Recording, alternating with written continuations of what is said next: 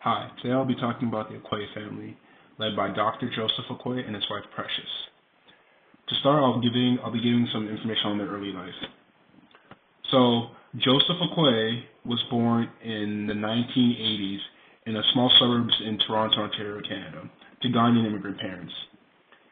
He was the valedictorian at his high school, St. Basil the Great Secondary School in Toronto, and he went on to do his bachelor's degree at the University of Toronto, completed his MD at Meharry College in Nashville, Tennessee, and then completed his residency of urology at the University of Minnesota. His wife Precious grew up in Brampton, Ontario, and was also a child of Ghanaian immigrant parents. Strangely enough, they have the same birthday, September 26th, but Precious was born in the 90s. To be more precise, 1990. She graduated from St. Thomas Aquinas Secondary School in Brampton, Ontario, which is a local high school around there, in the area. And she completed her Bachelor of Science in Nursing at Nipissing University, which is a university in North Bay, Ontario. So now you might be wondering, how did they meet? Well, Junior's younger sister, Jessica, was friends with Precious throughout her whole life. So one day she suggested that Precious should go out with her brother, as a joke, and a little bit of some truth to that. And they went out together, and the rest is history. Here's a picture of them at her prom, and then here's another picture of them doing their Ghanaian traditional wedding. Look at the clothing; it's material made from Ghana. And then this is them at their white wedding, their actual wedding. And yeah, they've been together since they were 16, and have made a great life for themselves so far. And just some fun facts about Ghana. Ghana is a country in West Africa, as you can see on this map. And Ghana was colonized by Great Britain during the colonial period of time. And Ghana gained independence from Great Britain on March 6, 1957, making it the first sub-Saharan African country to gain independence. But like many West African countries, Ghana does have a dark past, and this dark past is their slave trade. Back then, Ghana was called Gold Coast, and Gold Coast was one of the countries responsible for where most slaves originated from. As you can see on this graph right here, about the 1700s to 1800s, Gold Coast had a ton of slaves they were shipping out.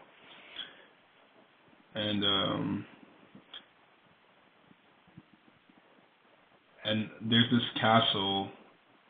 It's in the lower region of Ghana, but there's this castle called Cape Coast Castle, and at first it was a trading post made in the 1400s by the Portuguese, but later became a slave trading post, and this is where most of the slaves in Ghana or Gold Coast back then would be taken from and shipped to the Americas.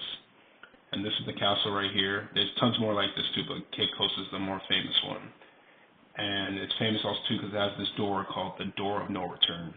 So this is the Door of No Return, and it means what it means, Door of No Return. Once you leave this door, you're not coming back. So, like many West African countries, Ghana has a dark past with this. And also, here's a picture of Barack Obama and his family visiting Ghana in 2008 and going through Cape Coast Castle, just learning about the slave trade and how slaves were taken and stuff.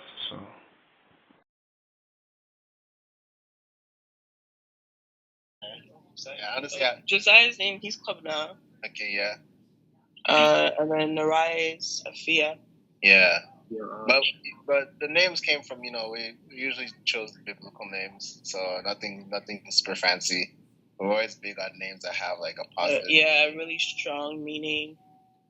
Like we really like the Hebrew-based names, which are based off the Bible. So Josiah means God, my healer. Yeah. And Naraya means bright light and worker of God. Right. Yeah, but we didn't get them traditional African names like, I have like, friends Nanaya and Nana Ama and things like that. I think we're like, because we're first generation, we're a little removed from a lot of like the cultural practices, like not directly, like we try to teach them the language in the best capacity we can. And as they get older, we'll try to teach them more about their culture. And, fortunately, we'll have the resources to bring them to Ghana when they're younger. So in Ghana, there are many different ethnic groups, though. The one that Dr. Acquaye and his family are part of, as myself too, is the Akan people, and we're in the Ashanti people.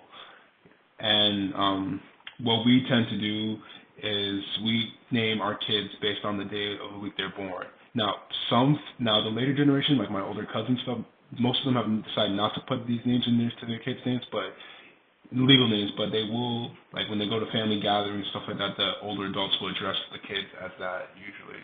So yeah, and this is really just for, like I said, this is only for a certain ethnic group though. So my ethnic group Ashanti, or just the overall the account people. And yeah, we do it based on the day of the week, the day of the week the kid is born. So, for example, if you're a male born on Friday, your name is Kofi. If you're a girl born on Friday, your name is Afua.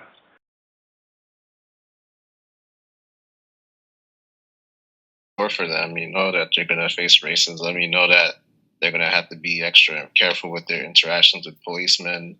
You know that if they're at the mercy of the justice system, they're not going to get the same treatment. You know that some teachers are not going to expect the same things from them. So yeah, these are all things that you think about, and you prepare to have that talk with them when it's time. You know, yeah, definitely. I mean, America is a land of opportunity, but it's also a land where you got to be extra cautious. And it's just having kids in general. This is the only place where you can send your kid and wonder, and you have to kind of say a little prayer that no school shooter's going to come and bust up the place. Mm-hmm. So it's. I think there's always reservation with having kids and stuff, and you do your best to prepare them for all this stuff and train them properly. So they minimize their chances of running into police or beefing with the wrong person or whatever the case is. But I still think for all that they're being raised in a place where they're going to have a lot of role models. I think that's a good part of it. But yeah, of course, there's definitely fears that you're always thinking about your kids.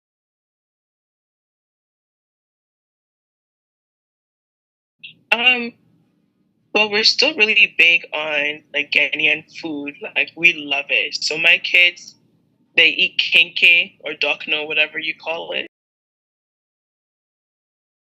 They like imotio, so the rice balls with the soup. They love like cocoa and beans or plantain and beans. So they're really familiar with like the Ghanaian food. And when they come back home to visit, like my mom makes the food for them. They love the rice and stew. We actually went to a Ghanaian restaurant yesterday as a family, and we had jollof rice and which is nice living in the Atlanta area because in Minneapolis there's no Ghanaian food to be found. Like if you're craving Ghanaian food, then you have to just dream about it because no one's gonna make it for you.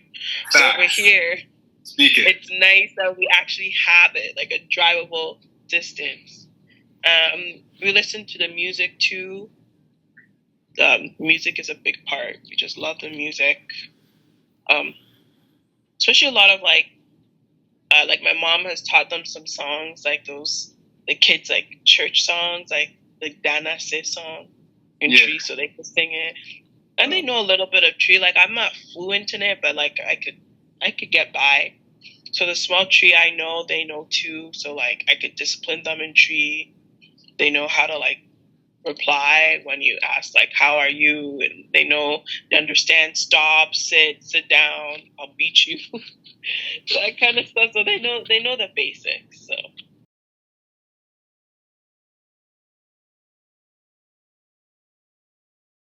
because I don't, like, for example, I don't have children's support internationally or a spouse support internationally. We're all together.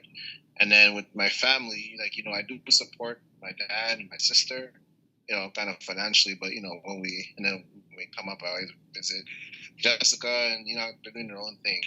And I'd say in terms of the family back in Ghana, I'm not as close with them. That I didn't really grow up knowing them like that. All the family I knew was in Canada.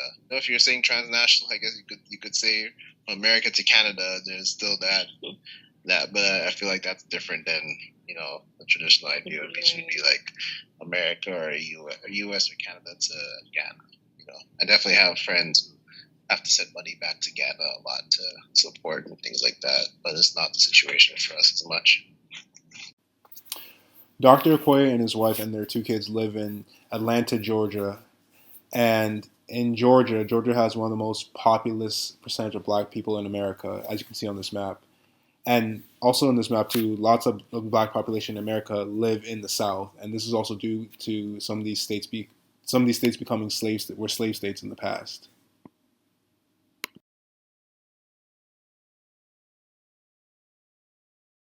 The South, I still remember like going to Murfreesboro, Tennessee, which is like kind of in the middle, it's a rural Tennessee, and we go work at the Veterans Hospital, and those are like the older white people, and some of them were like, no, I don't want any black providers, and it's like, okay, sure, and then you just kind of go on, do your thing, and they sort it out, so you get a couple of those, but honestly, Nashville is still pretty good because people aren't surprised to see a black provider because it's still population wise we have enough. But when you go to like Minnesota, like people will be surprised to see you, so they would never assume you were the doctor.